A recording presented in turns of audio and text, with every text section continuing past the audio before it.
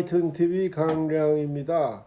지난 며칠 사이에 상당히 국제적으로, 국내적으로 중요한 일들이 많이 일어났습니다. 첫째, 트럼프가 다시 돌아왔습니다. 대선에서 트럼프가 대통령으로 당선되었습니다.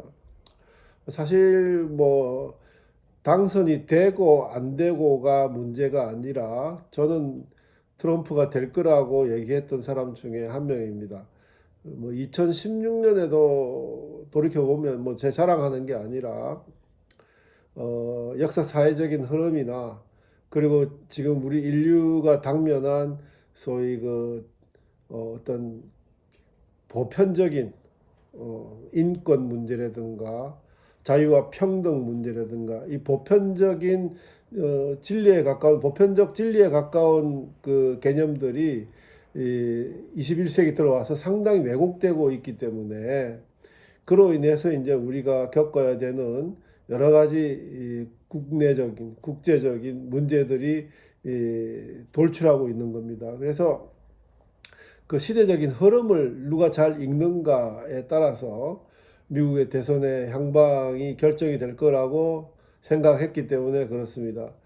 2016년 트럼프의 등장은 저 같은 입장에서는 계속 트럼프의 주장과 주변의 그 책사들의 주장을 읽어왔기 때문에 그렇게 특별하게 갑자기 하늘에서 뚝 떨어진 일은 아니었습니다. 그럼에도 불구하고 21세기 들어와 가지고 특히 지식인 사회에서 상당히 그 보편적인 어떤 접근 방법을 상실하는 자기가 좋아하는 것, 자기가 생각하는 것, 그리고 자기에게 이익이 되는 것만 편중해서 생각하는 그런 어떤 사조가 뚜렷했고, 그렇기 때문에 자기한테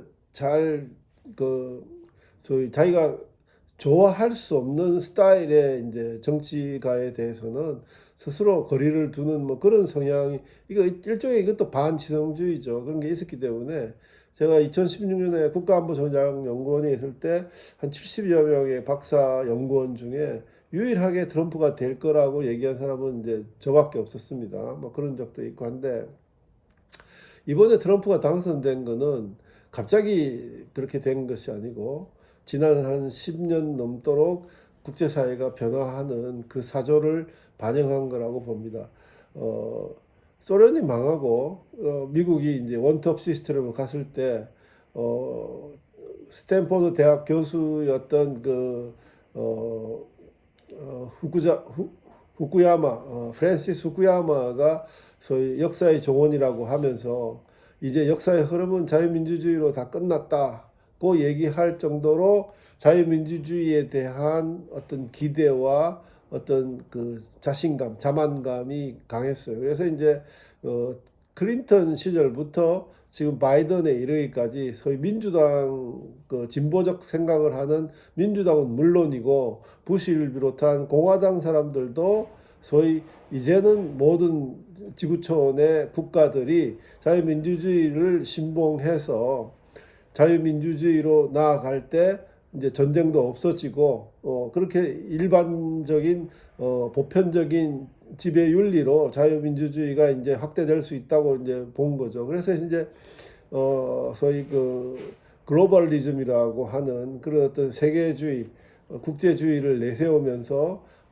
자유주의를 이제 세상에 퍼뜨리는 거였어요. 그래서 이제 그거를 존 미어 사이먼이나 그 시카고 대학의 존 미어 사이먼 교수나 그 하버드 대학의 스테판 왈츠 교수는 The Great Delusion, 위대한 환상이다. 이건 이제 존 미어 사이먼의 책이고, 그 다음에 Hell of Good Intention, 좋은 의도가 갖는 지옥이다라고 이제 그 하버드 대학의 그 스테판 왈츠 교수의 책 제목입니다. 이 책 제목이 암시하듯이 지난 클린턴 대통령부터 이제 바이든에 이르기까지 그 전에 이제 트럼프는 물론 다른 거였죠. 그게 이제 다시 트럼프이즘이 컴백한 거예요. 아무튼 이제는 더 이상의 그 소위 이제 그 존 미어 샤이머가 얘기했던 소위 그 리버럴 그 헤게모니, 자유주의적 그 패권, 이건 뭐 상당히 이제 그 자유주의의 확장을 원하는 미국의 외교 정책을 소위 까는 의미에서 이제 현실주의 정치가인 존 미어사이머가 붙였던 단어입니다. 리버럴 헤게모니. 그래서 이제 이 자유민주주의를 지원해서 그 안에 통상을 격려하고 문을 열게 하고 다 해서 이제 5대양 6대주가 하나로 이제 자유민주주의로 이제 가게 되면 그때 이제 유행했던 그 데모크래틱 피스라는 게 있습니다. 민주주의적 평화. 민주주의 국가들은 전쟁하지 않는다. 민주주의가 이제 세계의 평화를 완전히 갖고 올 수 있다는 그런 어떤 확신이었죠. 근데 이제 그게 이제 하나의 환상이었다는 거죠. 제일 먼저 부딪힌 게 이제 소위 WTO 가입해가지고 세계 굴뚝이 된 중국의 도전이었습니다. 중국이 이제 소위 신형 대국 관계를 주장하면서 미국에 이제 도전을 하는 그 미국으로부터 그래서 중국이 내놓는 그 초한전, 다시 말해서 이제 그레이 에리어 스트래티지, 회색 지대 전략으로 정상적인 방법으로 소위 그 뭐 전쟁을 하거나 무역을 하거나 이런 그 소위 그 공정한 거래를 할 경우는 자기들이 불리하다는 것을 알고 뒷거래, 기만, 사기 뭐 이런 걸로 이제 특히 이제 해커를 통한 기술의 뭐 이전, 그 다음에 이제 뭐 도청 뭐 이런 걸로 유명했죠. 그래 이제 지금은 이제 그 중국의 도전에 대해서 미국이 이제 문을 걸어 잠그고 바이든조차도 자유주의를 옹호하는 바이든 민주당조차도 중국에 대해서는 여전히 이제 소위 엔티 차이니즘으로 대응했던 게 있습니다. 그와 함께 소위 인권이라는 것이 그 휴머니즘이라는 것은 국가 내에서 국가 안에서 배려될 때 그게 정상적인 어떤 그 환경을 형성할 수 있는데 국경을 넘어서 이제 휴머니테리아니즘 인권 지상 최고주의로 가게 되면 이게 이제 또 상당히 문제를 낳게 됩니다. 그러니까 이제 소위 글로벌리즘에서 세계가 이제 하나의 그 지구촌을 형성할 수 있다는 그 이상주의는 지금 미국 사회 내에서 소위 그 러스트 벨트라는 그러니까는 언제든지 뭐 필요한 공장이나 인원은 딴 데 가서 지을 수 있고 데려올 수 있기 때문에 소위 미국의 산업의 그 핵심은 제조업인데 그 미국의 제조업이 다 죽어버렸어요. 디트로이트가 망하고 그 러스트 벨트가 그런 거 아닙니까? 저기 뭐 미시간 그다음에 오하이오, 펜실바니아 그리고 저기 위스콘신 이게 다 이제 산업지역, 공업지역이고 노동자들이 많았던 과거에는 노동자들은 민주당을 지지했어요. 하지만은 그 산업을 바꾸고 글로벌 그 소위 네오콘들의 그 글로벌리즘이 확장되자 이제 자신들의 제조업 기반을 다 잃어버리니까 이들이 다 민주당을 버리고 지금 공화당으로 와서 투표를 하는 거죠. 그 러스트벨트가 생기고 그리고 프란시스 후쿠야마가 지적을 했듯이 아이덴티티 폴리틱 정체성 정치 그러니까 이제 자유민주주의가 이제 완전히 모든 것을 점령하고 끝났다라고 봤는데 문명 간의 충돌이 일어나고 그 시빌리제이션 크래시 사무엘 헌팅턴이 그거 아니다. 이 훨씬 문명과 사회와 전통 인류가 갖고 있는 그 각각의 습속들이 굉장히 그 일종의 네이션들이죠.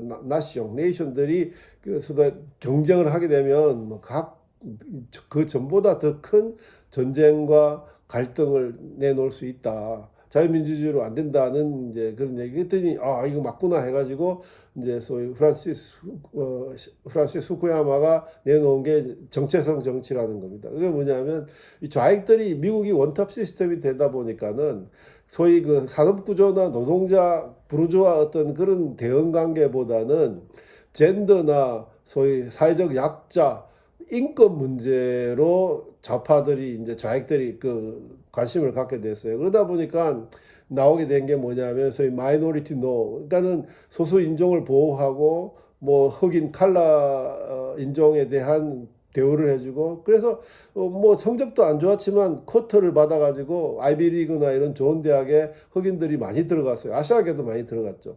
그 마이너리티 노도 있고 그다음에 어퍼머티브 액션 이거 이제 그것도 일종의 이제 소위 인권을 주제한 인간은 다 평등하고 똑같다.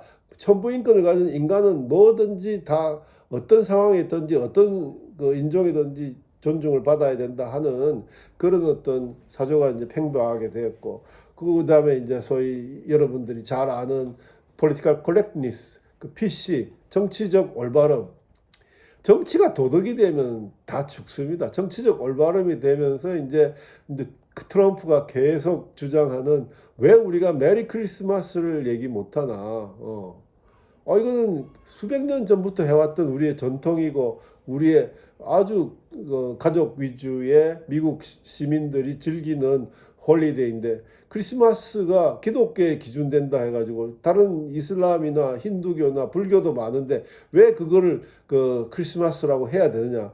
political correctness 정치적 올바름에 맞지 않다고 주장하면서 해피 홀리데이로 하자 이렇게 된 거고 그 다음에 페미니즘으로 인한 그 젠더 문제 뭐 이런 것들이 이제 막 그 여성에 대한 그 인권 존중 뭐 유리벽을 깨작한 게 이제 그 힐러리 클린턴의 이제 주장이었습니다만은 결국 힐러리 클린턴도 이제 도널드 트럼프한테 졌죠. 그런 식으로 돼서 이제 대선을 이제 하다 보니까 당연히 소위 그 뭐 그냥 그 좌파들은 좋은 게 좋은 거예요. 그러니까 문제가 없이 그냥 그 끓는 냄비에서 개구리가 삶아지는 것처럼 죽는 줄도 모르고 그냥 뭐 좋은 게 좋은 거다 해가지고 무사태평으로 가면 좋은 거예요. 그래서 이제 헐리우드 스타들이 저 카멜라 해리스에 다 붙고 그다음에 이제 흑인이라는 걸로 해서 흑인들이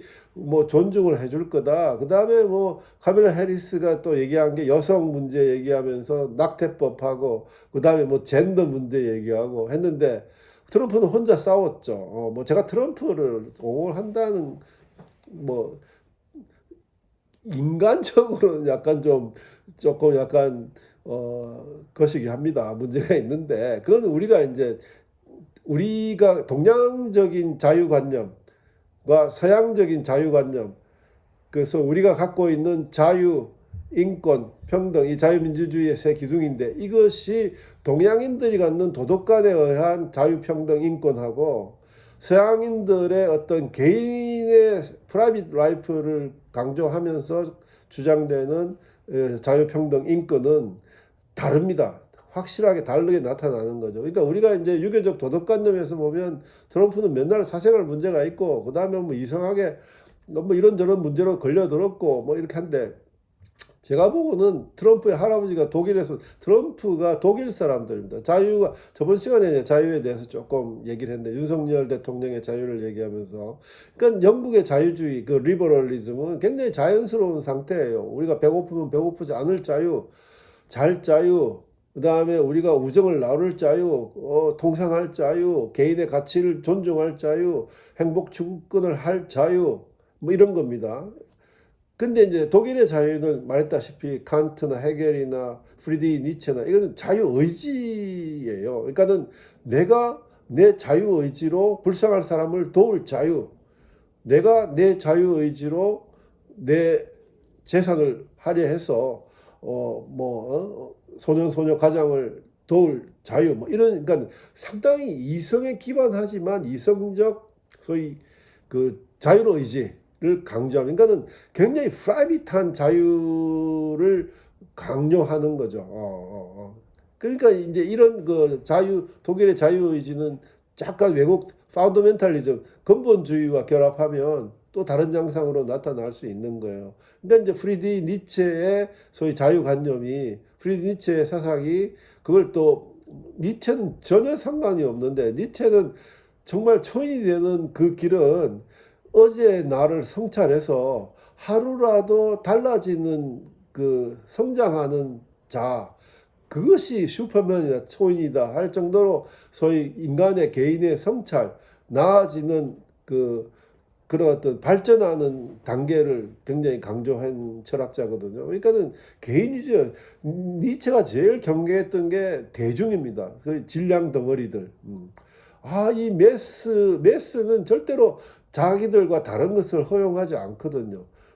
무조건 자기들과 동질적인 상황에서 집단적인 의지에서 똑같은 소위 그 획일성, 그 다음에 쏠림 현상을 갖고 있는, 그 잘못하면 집단 속에 대중 속에 아름다운 개인은 잘못하면 잡아먹힐 수 있습니다. 많이 이제 폐해를 당.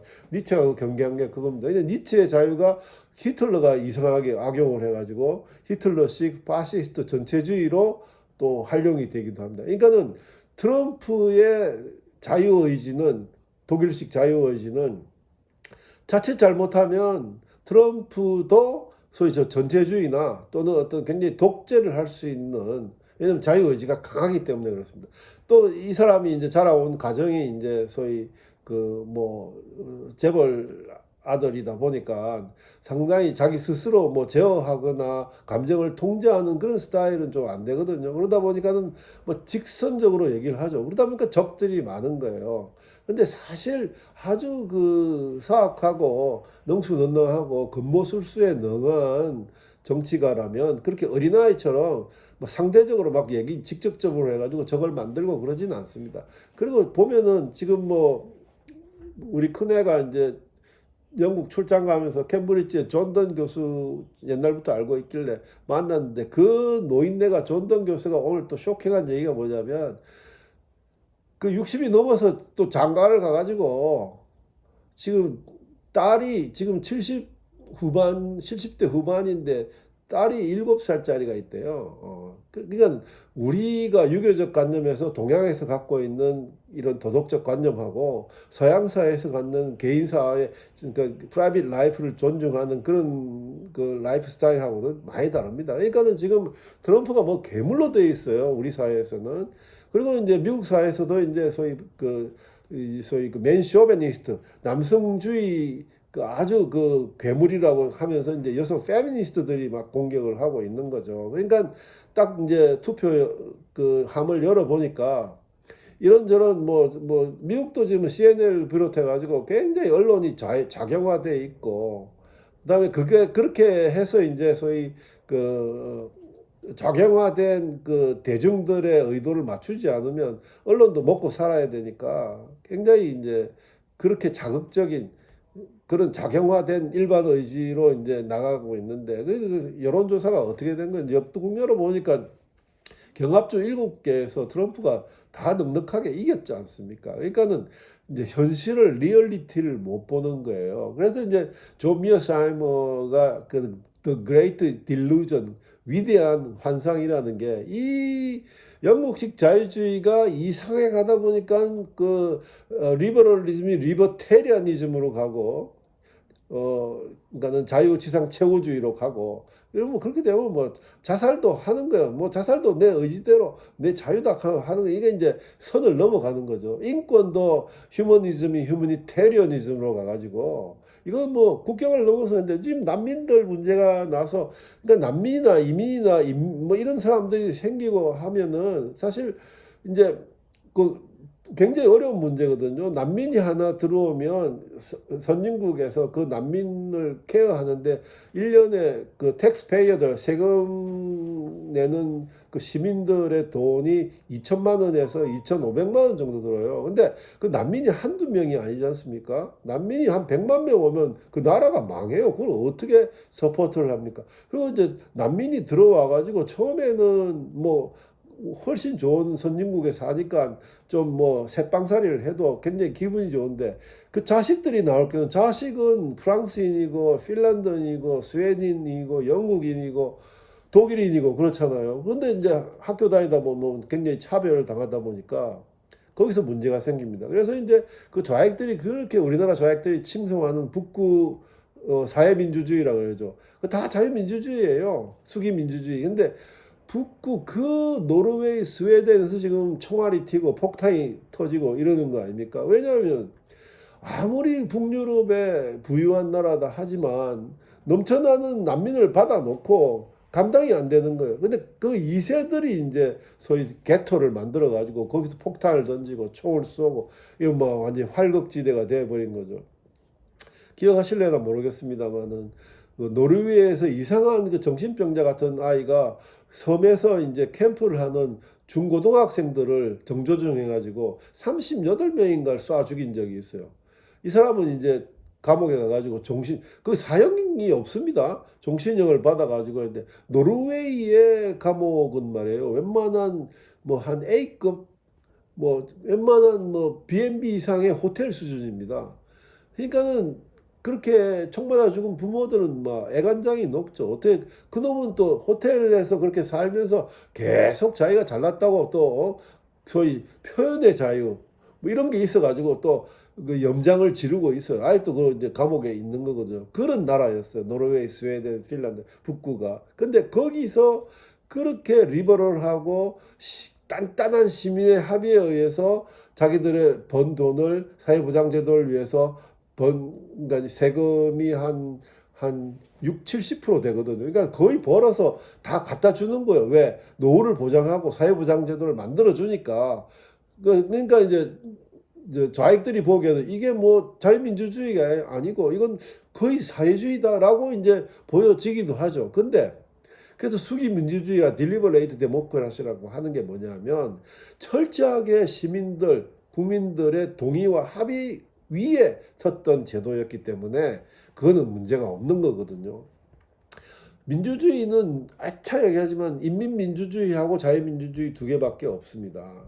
자유민주주의도 소위 이념의 스펙트럼이 있어요.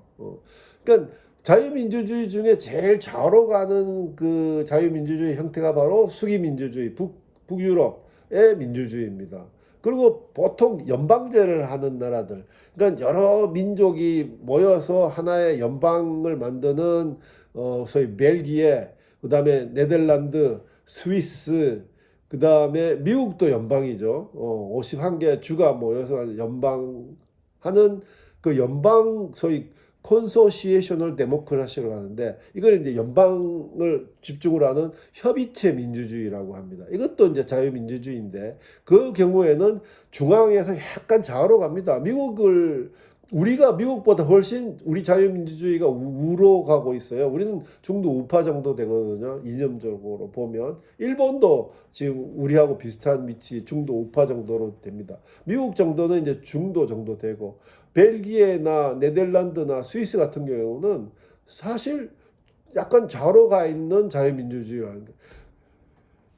근데 아무튼 뭐 굉장히 그 개인의 땡땡한 개인의 시민의 의지와 그 사고가 중요하죠. 스위스에서 왜 경기 부양을 위해서 정부에서 그 3천만 원씩 개인들한테 준다 그랬는데 스위스 국민들이 한 번에 노 했지 않습니까? 그건 말이 안 되는 거다. 우리는 우리의 자유의지와 자유통상을 통해서 우리가 먹고 산다. 그 문제는 우리의 문제지 정부가 해결할 문제다라고 바로 노를 하는.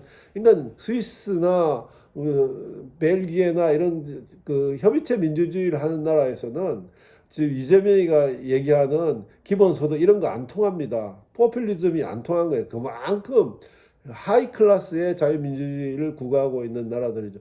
근데 미국이 소위 네오콘, 소위 그 세계주의 뭐 이런 걸로 인해 가지고 미국이 바뀐 거예요. 사실 영국 같은 경우는 미국보다는 훨씬 작기 때문에 영국도 그 통상이나 제조업이 다 없어지고 금융으로 그 런던 뱅크를 중심으로 하는 금융으로 해서 금융으로 먹고 사는 그런 관광 금융, 그 영국이 굉장한 농업 국가예요.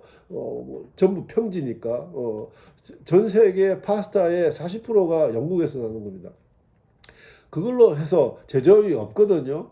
근데 영국이니까 그건 괜찮아요. 근데 미국 같은 경우는 영국 땅덩어리에 한 3, 40배 되는 어마어마한 인구가 있는 데인데, 미국의 주체는 뭐냐면 제조업이란 말이에요. 그러니까 선도하는 제조업으로 미국이 쭉 갔잖아요. 포지 전부터 해가지고 뭐 크라이슬러, 포드, 뭐 자동차, 우주, 뭐 지금도 뭐 이제 소위 마이크로칩이 이제 우리가 대만이 만드는 것 뿐이지 원천 기술은 다 미국이 갖고 있어요. 근데 그거를 이제 다시 원천 기술 플러스 제조업까지 해서 트럼프가 다시 데리고 오면 그러면은 고용이 창출되고 그다음에 미국의 먹거리가 훨씬 나아진다는 게 주장이었죠. 그래서 이번 표결과 뭐 다른 사람들 뭐 가만히 있잖아요. 근데 딱 열어보니까 그대로 나타난 거예요. 뭐 젠더나 낙태권 이거 갖고는 안 되고 특히 놀라운 사실은 흑인들이 많이 트럼프를 지원을 한 거예요.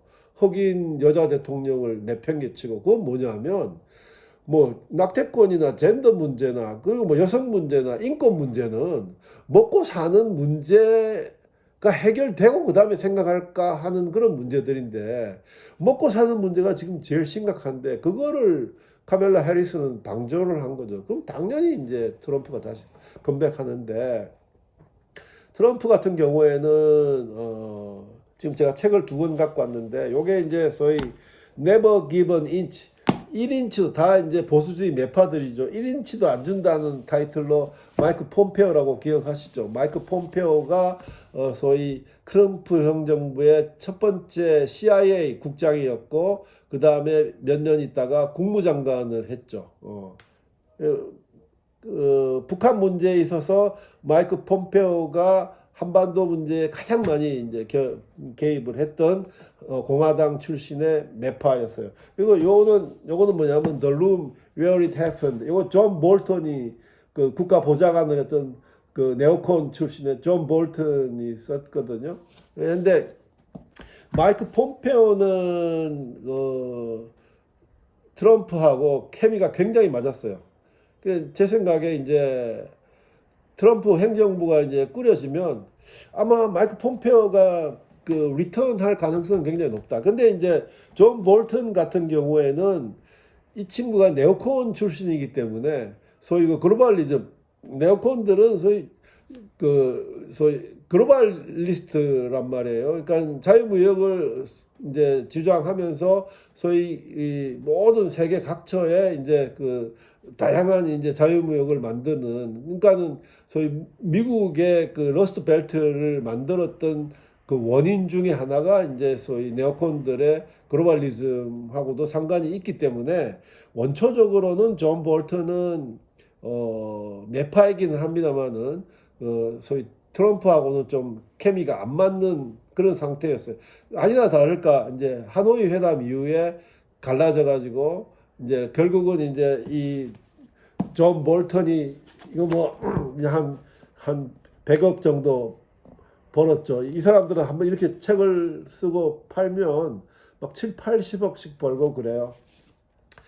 돌로 메어리드 해픈드 해가지고 하노이 북한 문제를 얘기하면서 이제 했는데 이 사람은 이제 더 이상 트럼프하고 안 되는 게 뭐냐면 트럼프 또라이라고 막 비난을 하고 막 그런 부분이 있거든요. 근데 사실 트럼프 일기를 돌이켜 보면 뭐 그렇게 나빴던 게 없어요. 그러니까 북한 문제도 보면은 이제 그 소위 그 현실주의자 그 소위 그 미어 샤이머나 그 하버드 대학의 그 스테판 왈츠나 공세적 현실주의라고 그러죠. 현실주의자가 얘기하는 건 뭐냐면 그 책 제목이 부제가 그런 거예요. Liberal Dreaming and International Reality. 그러니까 리버럴 드리밍 자유주의적 꿈은 좋은데 국제적 현실에서는 하나도 안 맞는다는 거죠. 결국은 서로 각축장이 되는 국익 문제, 그 다음에 내셔널리즘. 그러니까는 특히 이제 강조된 게 중국이 올라오면서 중국이 하이퍼 내셔널리즘으로 뭐 굉장히 이제 소위 대국 굴기라는 형태로 나오면서 이제 뭐 태평양을 나눠 걷자는 신형 대국 관계를 얘기하고 시진핑의 지금 오늘을 만드는 거거든요. 그러니까는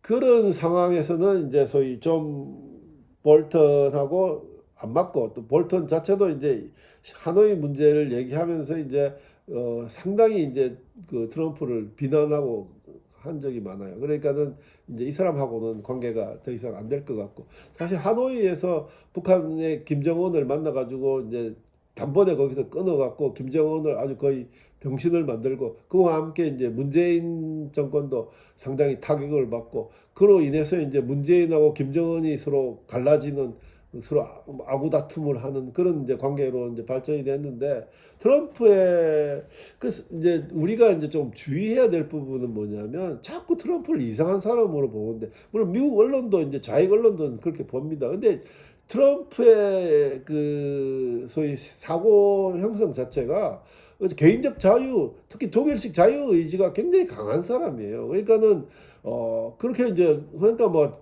그 해리스하고의 대선 경쟁도 지 혼자 나와 저기는 뭐 헐리우드 스타들이 다 나와가지고 난리를 치는데 자기 혼자 와가지고 총 비껴 맞아가면서 이제 그 뭐 꼭 뭐 저 불독처럼 그렇게 하는 거예요. 그렇게 하는데 간단한 사람은 아닙니다. 이성적 합리적 판단을 하고 있고 근데 뭐 한국에 대해서 뭐 방위비 10배 더 내라 이 다 블라핑이고 음, 그렇게 안 되거든요. 그지도 알고 그다음에 이제 협상하면 되는 거고 물론 뭐 좀 올라가겠죠. 그 외에 근데 뭐 방위비 올려가 가지고 이제 지가 얘기한 건 뭐냐면 이제 미국 내 기업을 만들면 법인세를 많이 깎아주겠다. 근데 우리가 지금 뭐 어떤 사람 유튜브들은 뭐 삼성, 현대 거의 현지 공장 짓는데 이렇게 되면 뭐 작살 나고 뭐 이제 뭐 저 뭐야 보조금도 다 끊어버리고 뭐 이러는데 그 하나만 봐서 그런 거예요. 왜냐하면 트럼프가 법인세를 한 4, 5% 낮춰주면 교부금 안 받아도 지원금 안 받아도 법인세에서 아유 그 현대나 삼성이 거기서 내는 텍스가 얼만데요? 몇십 조란 말이에요. 그러니까는 방위비도 뭐 좀 올려주면 한 2, 3조 올려주더라도 거기서 깎여서 나오는 거로 얼마든지 커버가 되는 거예요. 그러니까는 우리가 한 곳에만 감정적으로 쳐다보면 안 되고 전체적으로 보면 트럼프 시대에 한미일 관계가 나빠질 수 없어요. 그리고 이제 지금 그 러시아는 왜 자꾸 우리는 이제 소위 그 공산주의 제국을 만들었던 러시아였기 때문에 그렇게 생각을 하는데 지금 러시아는 중국만큼의 강한 적대국이 상대국이 아닙니다. 러시아의 총생산량은 우리나라보다도 뭐 비슷비슷해요. 그 정도 역할밖에 못해요. 다만 핵을 갖고 있는 군사 강국이라는 얘기인데 지금 김정은이가 이제 러시아에 완전히 들어가 버렸기 때문에 우크라이나 문제를 갖고 이제는 김정은이 완전히 패를 깠기 때문에 트럼프하고의 관계는 옛날처럼 돌아갈 수는 없어요.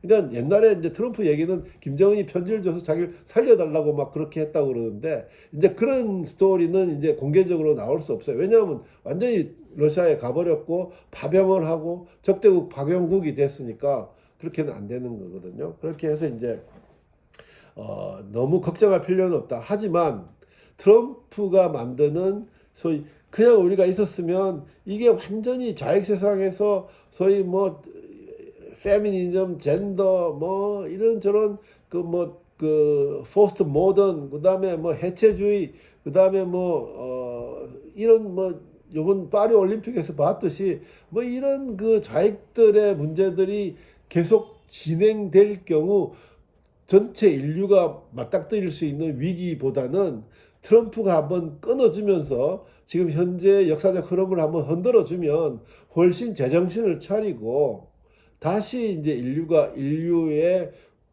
고유한 그런 자유의지, 평등, 국가, 그 다음에 사회 이런 관계를 형성하는 재형성하는 하나의 그 밑거름이 될 수 있다. 그렇게 이제 보는 겁니다. 좀 시간이 좀 많이 갔는데 이 지난 시간에 했던 거 비밀스럽게 지하 정치가 판치는 비밀스러운 나라는 막 다들 다 아시는 내용들이니까 이 정도로 하고 이번에는 이제 소위 선거 문제를 다뤘던 세 번째 칼럼 바보야 문제는 정치야로 이제 지금 해설되는 걸로 하겠습니다. 그래서 이제 소위 미국 대선을 다뤘고 그 트럼피즘이 갖고 있는 우리가 잘 모르는 그런 어떤 역사적 문화사회적 이런 얘기를 했습니다. 요 다음 시간에는 바보야 문제는 정치야로 해서 지금 그 어제 윤석열 대통령이 대국민 담화를 했는데 이 문제를 이제 다루기로 하겠습니다. 경청해 주셔서 감사합니다.